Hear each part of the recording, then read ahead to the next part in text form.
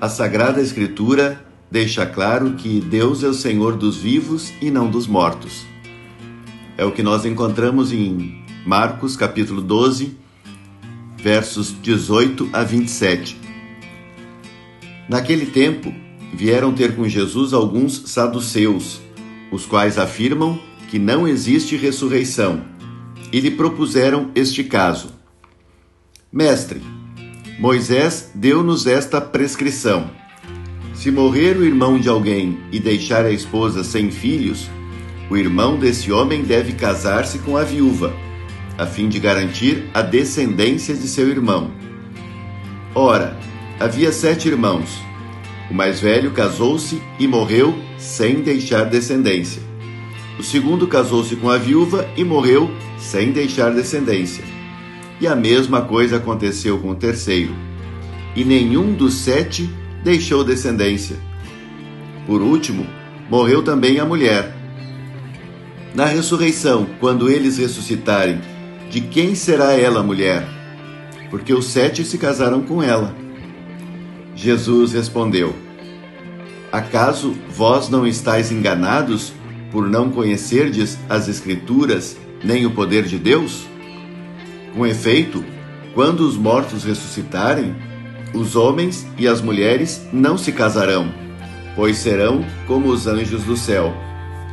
Quanto ao fato da ressurreição dos mortos, não lestes no livro de Moisés, na passagem da sarça ardente, como Deus lhe falou: Eu sou o Deus de Abraão, o Deus de Isaque e o Deus de Jacó?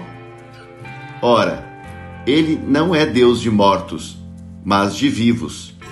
Vós estáis muito enganados.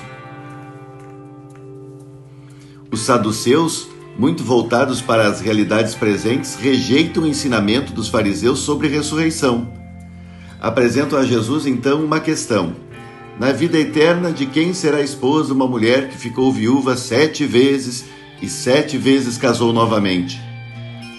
Jesus esclarece que essa objeção se funda sobre uma visão errônea a respeito da vida futura. Primeiro, a vida após a morte dispensará a matéria. Todos serão seres espirituais, como anjos de Deus. Em outras palavras, participantes da vida imortal, que não necessita de reprodução. Segundo, contrariando a crença dos saduceus, Jesus reforça o que a Bíblia ensina. Deus é Deus dos vivos e não dos mortos. Sendo o Deus da vida, não criou ninguém para a morte, mas para a vida definitiva com Ele. Aqueles que o amam não morrerão jamais. E este é o grande ensinamento de Jesus. Quem o ama não morrerá jamais. Bom, tem a fase da ruptura da carne. Tem este falecimento que nós lamentamos quando as pessoas que amamos partem. Que nós muitas vezes pensamos sobre a nossa própria partida. Mas o questionamento foi interessante, né? Se há ressurreição, com quem ficaria a mulher que teve 7 maridos, todos irmãos? São azarados eles também, né? Casava com a mulher e morria. E Jesus explica que depois desta passagem aqui, não haverá mais esse rito de casamento, de ter que estar com um, com o outro. Todos serão seres espirituais, imortais. Portanto, esta lógica de casamento, de procriação, de reprodução, isso não haverá mais. E o que importa aqui, parece que é a mensagem que Deus deixa claro também, que não importa o que nós pensemos sobre o futuro, sobre a vida eterna. Alguns creem na reencarnação, outros na ressurreição, outros talvez em outras formas de vida eterna, outros não acreditam em nada. O que vai importar mesmo é como nós vivemos esta vida. Se nós somos de fato solidários, fraternos, solícitos, pessoas que procuram viver de acordo com os ensinamentos, no caso dos cristãos, os ensinamentos de Jesus. É isto que importa.